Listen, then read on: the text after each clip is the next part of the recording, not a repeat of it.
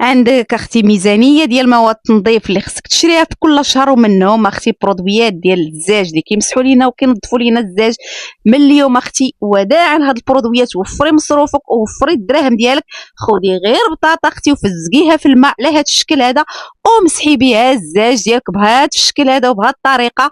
العمليه اختي جد سهله، ومن الوهله الاولى كيبانوك البقع والاوساخ وكاع هادوك لي طاش كيزولوا مع البطاطا كما كتشوفي في الصوره. ومن بعد اختي خدي غير الثوب يكون ناشف وصبي عليه شويه ديال الخل الابيض اللي كيتباع في بيم، راني شاركته معكم. ومن بعد اختي مسحي بهاد الطريقه اللي كتشوفي معايا من برا ومن الداخل. ومن بعد اختي خدي واحد الثوب اللي كيكون ناشف ومسحي به الزاجه ديالك، وغتحصلي على واحد النتيجه اختي اللي غادي تعجبك وغادي ترضاي بها.